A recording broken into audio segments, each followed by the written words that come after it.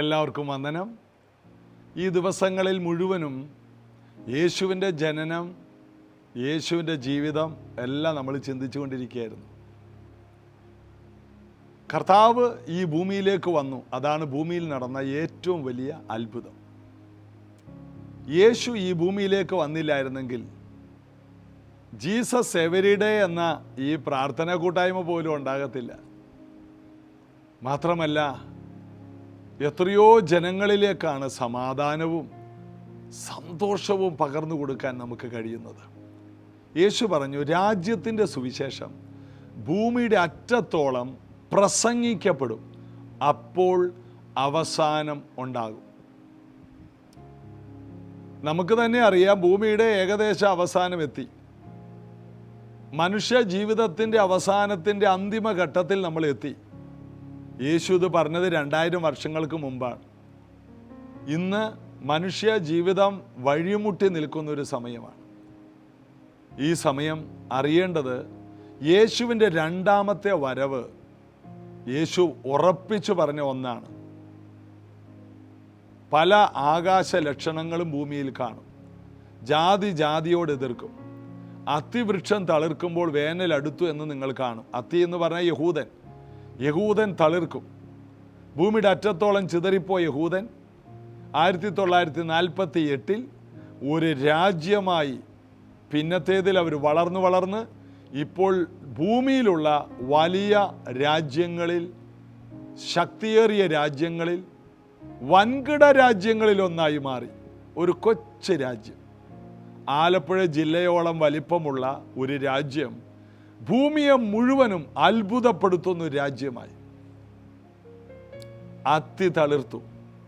അത്തി തളിർക്കുമ്പോൾ അറിയണം, യഹൂദൻ ഇങ്ങനെ തളിർത്ത് നിൽക്കുമ്പോൾ അറിയണം, യേശു പറഞ്ഞ പ്രവചനം, അത്തി തളിർക്കുമ്പോൾ വേനൽ അടുത്തു എന്ന് നിങ്ങൾ അറിയുന്നല്ലോ. ഇതെല്ലാം കാണുമ്പോൾ ഞാൻ വാതുക്കലായി.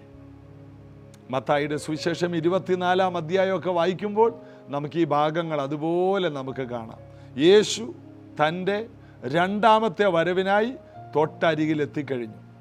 ഇനി നടക്കേണ്ടത് കാഹളം ധ്വനിക്കുക, യേശുവിന് വേണ്ടി വേർതിരിക്കപ്പെട്ട സഭ ഇവിടെ നിന്ന് മാറ്റപ്പെടുക. അതായത് മരിച്ചവർ കല്ലറയിൽ നിന്ന് ഉയർക്കും, ജീവനോട് ശേഷിക്കുന്നവരോ അപ്രത്യക്ഷമാകും, രൂപാന്തരപ്പെടും. ദൂതന്മാരെ പോലെയുള്ള ശരീരം അവർക്ക് ലഭിക്കും. അവർ ഈ ഭൂമിയിൽ നിന്ന് മാറ്റപ്പെടും. പിന്നെ 7 വർഷം ഇവിടെ മഹോപദ്രവകാലമാണ്. ആ ഭയങ്കരമായ പീഡനത്തിന് മുമ്പേ സഭ ഇവിടെ നിന്ന് പോകും. ആ സമയത്ത് സഭ യേശുക്രിസ്തുവിനോടുകൂടെ മറ്റൊരു സ്ഥലത്തായിരിക്കും. എത്ര ഭയങ്കരമാണ് ക്രിസ്തീയ ജീവിതത്തിൻ്റെ ഭാവി! നമ്മുടെ ആരംഭം അല്പമായി തോന്നും, നമ്മുടെ അന്ത്യം അതിമഹത്താണ്. അതിമഹത്തായ ഒരു അന്ത്യത്തിലേക്കാണ് ക്രിസ്തീയ ജീവിതത്തിൻ്റെ ഭാവി പോകുന്നത്. എന്നാൽ മാനവജാതിയുടെ അന്ത്യം അതിഭയങ്കരമായ പതനമായിരിക്കും, നിത്യ നരകമായിരിക്കും, നിത്യനാശമായിരിക്കും. എന്നാൽ 91-ാം സങ്കീർത്തനം പോലെ അത്യുന്നതൻ്റെ മറവിലും സർവശക്തൻ്റെ നിഴലിൻ കീഴെ പാർക്കുന്നവർക്കും ഒരു ബാധയും കൂടാരത്തോടടുക്കില്ല. അത് തന്നെയല്ലേ ഇസ്രായേൽ മക്കൾ മിസ്രൈമിൽ പാർക്കുമ്പോൾ, മിസ്രൈമിലെ ഗോശാൻ ദേശത്ത് അവർ പാർക്കുമ്പോൾ അവരുടെ വീടുകളിൽ ഒരു മരണവും നടന്നില്ല.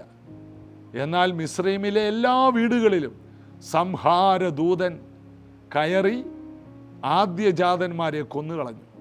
വലിയ കൂട്ട മരണങ്ങളുടെ നിലവിളി മിസ്രൈമിലെ രാജാവിൻ്റെ കൊട്ടാരം മുതൽ അവിടുത്തെ ആ പ്രജയുടെ കുടില് വരെയും സംഭവിച്ചപ്പോൾ ഇസ്രായേലിലെ ദൈവമക്കളുടെ ഇടയിൽ ഒരു വീട്ടിൽ പോലൊരു വിലാപമുണ്ടായില്ല.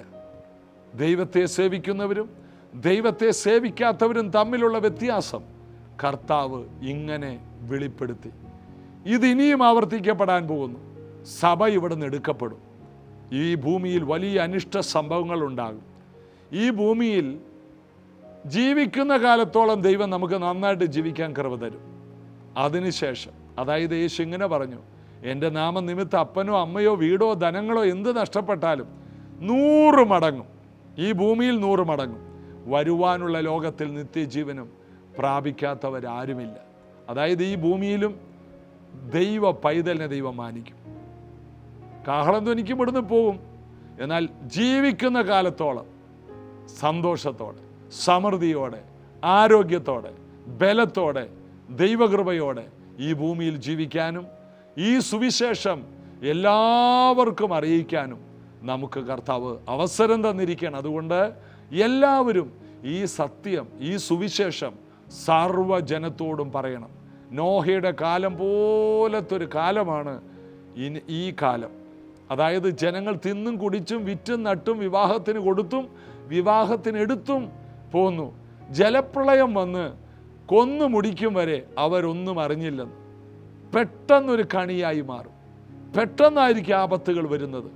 ഇന്ന് പ്രാർത്ഥനയോടും വിശ്വാസത്തോടും സുവിശേഷത്തോടും താല്പര്യമില്ലാതെ സുവിശേഷത്തെ പീഡിപ്പിക്കുകയും സുവിശേഷകരെ എതിർക്കുകയും ചെയ്യുന്ന സമൂഹം അന്ന് മനസ്സിലാക്കും, ഇത് ഞങ്ങൾക്ക് വേണ്ടി ദൈവമൊരുക്കിയ കൃപയുടെ പെട്ടകമായിരുന്നു, ഞങ്ങളിതിൽ കയറണമായിരുന്നു.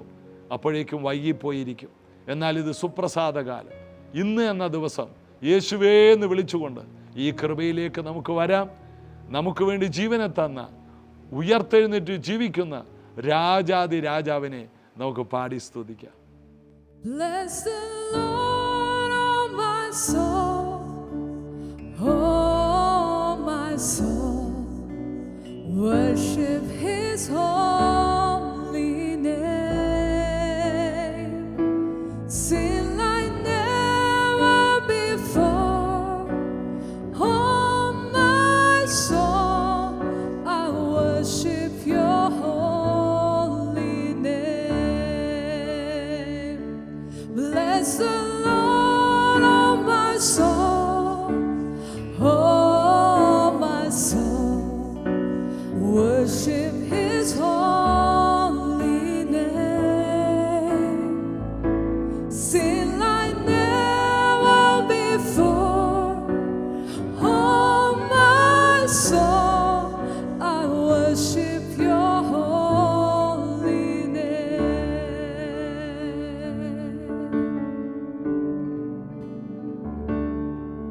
The sun comes up, it's a new day dawning. It's time to sing Your song again. Whatever may pass and whatever lies before me, let me be singing when the evening comes.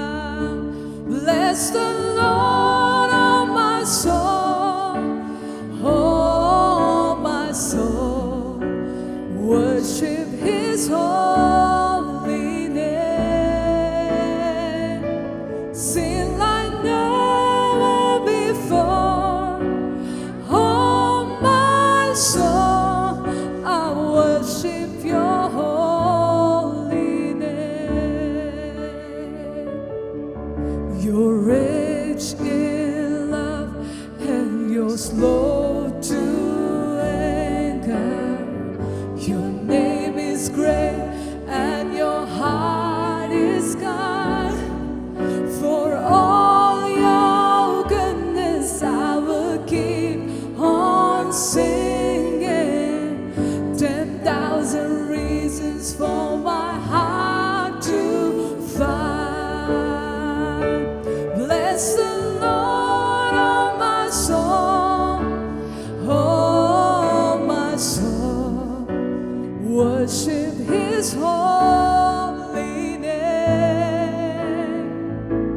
Sing like never before, oh my soul, I worship Your holy name. And on that day when my strength is failing, the end draws near and my time has come. Still my soul sing Your praise unending. 10,000 isn't there forever?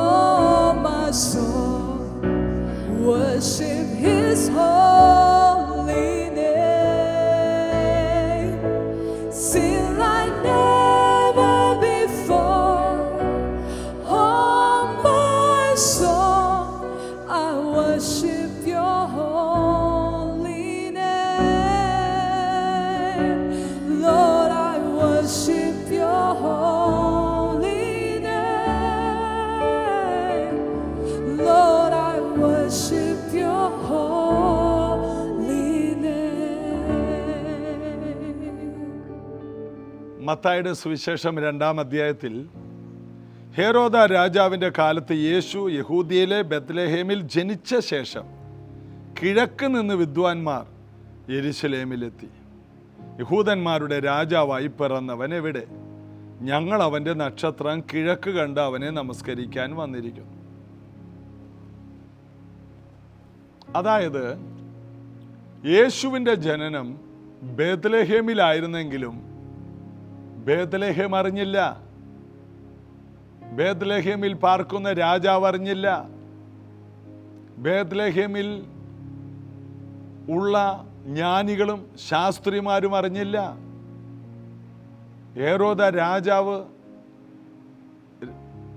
പുരോഹിതന്മാരെ ശാസ്ത്രിമാരെ വിളിച്ചുകൂട്ടി എവിടെയാണ് യേശു ജനിക്കുന്നതെന്ന് അന്വേഷിച്ചു. ഒന്ന് ആലോചിച്ച് നോക്കിയ, ഭൂമിയിൽ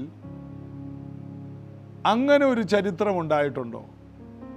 ജനിക്കാൻ പോകുന്ന ഒരാൾ എവിടെ ജനിക്കുമെന്ന്, ജനിക്കാൻ പോകുന്ന രാജാവ് എവിടെ ജനിക്കുമെന്ന് അന്വേഷിക്കുന്ന വേറൊരു പുസ്തകവും ഭൂമിയിലില്ല. എന്നാൽ ഒരു പുസ്തകത്തിൻ്റെ പ്രത്യേകത, എന്ത് എഴുതിയിട്ടുണ്ടോ അതെല്ലാം നടക്കും. വേദപുസ്തകത്തിൽ വള്ളിയോ പുള്ളിയോ ആകാശവും ഭൂമിയും മാറിയാലും മാറില്ലെന്ന് ഉറപ്പാണ്. ഹെരോദ രാജാവ് ആളയച്ച് ശാസ്ത്രിമാരെയൊക്കെ വിളിച്ചിട്ട് എവിടെയാണ് ഈ രാജാവ് ജനിക്കുന്ന അന്വേഷിച്ചു. അപ്പോൾ അവർ കാണിച്ചു കൊടുത്തു, നീയോ ബെത്ലഹേമേ, നീ ഒട്ടും കുറഞ്ഞവനല്ല, ഇസ്രായേലിനെ മേയിപ്പാനുള്ള രാജാവ് നിന്നിൽ നിന്ന് പുറപ്പെട്ടു വരും. അപ്പോൾ ബേത്ലഹേം ഒരു ചെറിയ പട്ടണമെങ്കിലും ആ പട്ടണം കുറഞ്ഞ പട്ടണമല്ല എന്നാണ് അവിടെ പറയുന്നത്. കാരണം ആ പട്ടണത്തിൽ ഒരു വലിയ കാര്യം നടക്കും. ഒരുവൻ എളിയവനായി പറക്കും, ഒരുവൻ പശുത്തൊട്ടിയിൽ പറക്കും,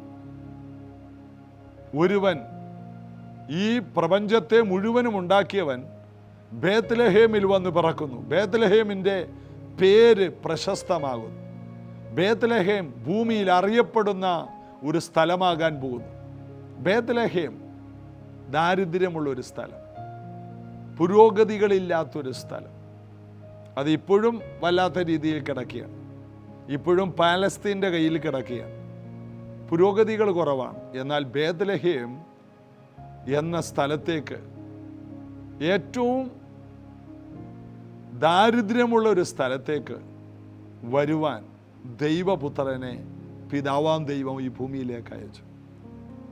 അതായത് അവൻ്റെ ദാരിദ്ര്യത്താൽ നമ്മൾ സമ്പന്നരാകണം.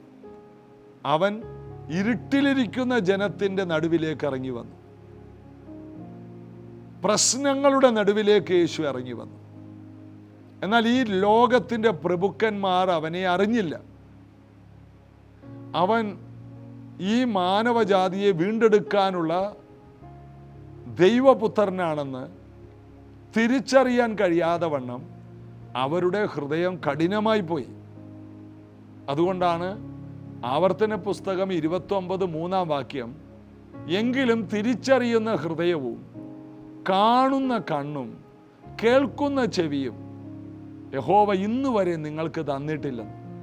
ദൈവം ഹൃദയം തുറക്കാതെ ഒരു ഹേരോദ രാജാവിനും യേശുവിനെ ആരാധിക്കാൻ കഴിയില്ല. ഹേരോദ രാജാവ് വചനം കേട്ടു. ഹേരോദ രാജാവിൻ്റെ കൊട്ടാരത്തിൽ ബൈബിൾ ക്ലാസ് നടന്നു. അന്നത്തെ ക്ലാസ് എടുക്കാൻ വന്നത് ആ കാലഘട്ടത്തിലെ ഏറ്റവും വലിയ ആൾക്കാരാണ്. യെരുശലേം ദേവാലയത്തിലുള്ള സകല പണ്ഡിതന്മാരും വന്ന് ഹേരോദ രാജാവിനെ വചനം പഠിപ്പിച്ചു. എന്നാൽ ഹേരോദ രാജാവിനെ ഇത് കൃപയായിട്ടല്ല തീർന്നത്, ഇത് നശിച്ചു പോകുന്നവർക്ക് ഭോഷത്വം, രക്ഷിക്കപ്പെടുന്നവർക്കോ ക്രൂശിൻ്റെ വചനം ദൈവശക്തി. രണ്ട് രീതിയിൽ ദൈവവചനം ക്രിയ ചെയ്യും. ഒന്ന്, നശിച്ചു പോകാനുള്ളവർക്ക് ഇതൊരു തമാശയാണ്. എന്നാൽ നിത്യജീവന് വേണ്ടി ദൈവം വേർതിരിച്ചവർക്കോ ഇത് കേൾക്കുമ്പോൾ കണ്ണുനീര് വരും, ദൈവഭയമുണ്ടാകും, തീരുമാനമുണ്ടാകും. ഇന്നിത് കേൾക്കുന്ന പലരും ദൈവവചനം കേട്ട് സന്തോഷിക്കുന്നവരാണ്. അതിൻ്റെ കാരണം നിങ്ങളെ ദൈവം തിരഞ്ഞെടുത്തത് കൊണ്ടാണ് നിങ്ങൾക്ക് ഈ പ്രാർത്ഥനയിൽ ഇരുന്ന് കേൾക്കാൻ കഴിയുന്നത്. എന്നെ കർത്താവ് തിരഞ്ഞെടുത്തത് കൊണ്ടാണ് എനിക്ക് ദിവസവും നിങ്ങളോട് സംസാരിക്കാൻ കഴിയുന്നത്. നിങ്ങളോട് ഓരോ ദിവസവും പറയാനുള്ള വചനം പറഞ്ഞുകൊണ്ടിരിക്കുമ്പോൾ ആ നാഴികയിൽ പരിശുദ്ധാത്മാവ് എനിക്ക് തരികയാണ്. എന്താണ്? ദൈവം നമ്മെ തിരഞ്ഞെടുത്തത് കൊണ്ടാണ്. എന്നാൽ ദൈവത്താൽ തിരഞ്ഞെടുക്കപ്പെടാത്തവർക്ക് ഇത് നാശമാണ്. നശിച്ചു പോകുന്നവർക്ക് ഭോഷത്വം, രക്ഷിക്കപ്പെട്ടവർക്കോ ഇത് ദൈവശക്തിയാണ്. അതുകൊണ്ട് ഒരു ദൈവ പൈതൽ എന്ന നിലയിൽ നമ്മൾ ഓരോരുത്തരും അറിയണം, ഈ പ്രഭാതങ്ങളിൽ എഴുന്നേറ്റ് ബൈബിൾ കേൾക്കുമ്പോൾ നമ്മൾ അതിൽ വളരെയധികം സന്തോഷിക്കണം. യേശുവിനെ സ്വീകരിക്കാൻ എനിക്ക് കഴിഞ്ഞു, യേശുവിനെ വിശ്വസിക്കാൻ എനിക്ക് കഴിഞ്ഞു, ബൈബിൾ വിശ്വസിക്കാൻ എനിക്ക് കഴിഞ്ഞു, പ്രാർത്ഥനയ്ക്ക് പോകാൻ എനിക്ക് ദൈവം കൃപ തന്നു, ആത്മാവിലും സത്യത്തിലും ആരാധിപ്പാൻ എനിക്ക് കൃപ തന്നു, കർത്താവിൻ്റെ വരവ് വരെ കർത്തൃമേശയിൽ പങ്കാളിയാകാൻ കൃപ തന്നു, കർത്താവിൻ്റെ വേലയ്ക്ക് വേണ്ടി കൊടുക്കുവാൻ. ആർക്ക് വേണ്ടി കൊടുക്കുവാൻ? കർത്താവിൻ്റെ വേലയ്ക്ക് വേണ്ടി കൊടുക്കുവാൻ. ആർക്ക്? രാജാതി രാജാവും കർത്താതി കർത്താവുമായ ദൈവത്തിൻ്റെ ഓമനകുമാരനായ യേശു ക്രിസ്തുവിൻ്റെ സഭയെ പണിയുവാൻ നമുക്കും ഒരു അവകാശം ദൈവം തന്നു.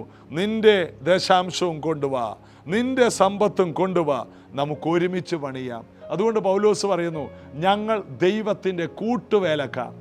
ദൈവം ചെയ്യുന്ന അന്ത്യകാലത്തെ വലിയ പണിയുടെ കൂടെ വേല ചെയ്യുന്ന കൂട്ടുവേലക്കാർ. ദൈവം ഈ ഭൂമിയിൽ ചെയ്യുന്ന അന്ത്യകാലത്തെ വലിയ പദ്ധതിയുടെ ഒരു ഭാഗമാകുന്നത് പൗലോസിനെ പോലെ എത്ര അഭിമാനത്തോടെയാണ് നമ്മളതിനെ കാണേണ്ടത്.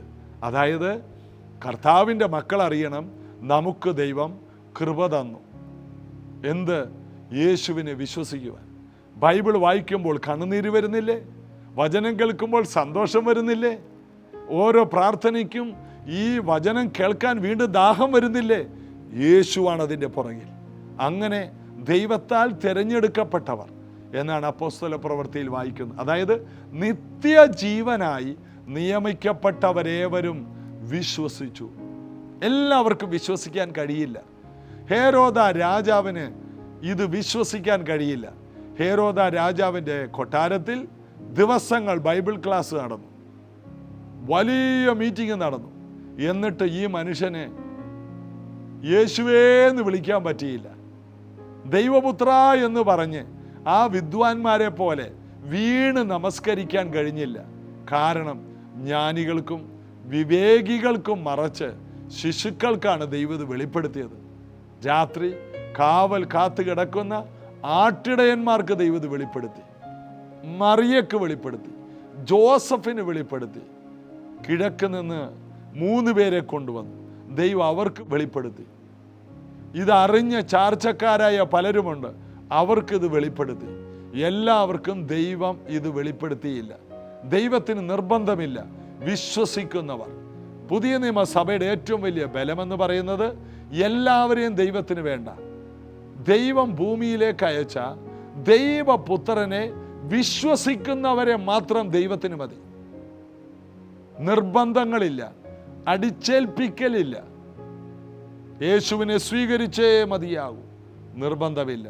അവനെ കൈക്കൊണ്ട് അവൻ്റെ നാമത്തിൽ വിശ്വസിക്കുന്ന ഏവർക്കും ദൈവ മക്കളാകാൻ ദൈവം അധികാരം തന്നു. അപ്പോൾ ദൈവം നമുക്ക് തന്ന ഏറ്റവും വലിയ അധികാരമാണ് ദൈവമക്കളാകുവാൻ അധികാരം തന്നു. അതുകൊണ്ടാണ് 1 യോഹന്നാൻ 3:1 കാൺമീൻ, നാം ദൈവമക്കളെന്ന് വിളിക്കപ്പെടാൻ ദൈവം നമുക്ക് എത്ര വലിയ സ്നേഹം തന്നിരിക്കുന്നു. ദൈവം നമുക്ക് തന്ന സ്നേഹം കാണണമെങ്കിൽ ക്രൂശിലേക്ക് നോക്കിയാൽ മതി. എന്താണ്? ദൈവം ജീവൻ തന്ന് നമുക്ക് വേണ്ടി ക്രൂശിൽ പിടഞ്ഞ് നിവർത്തിയായെന്ന് പറഞ്ഞ് ഒരു നല്ല ജീവിതത്തെ തുറന്നു തന്നു.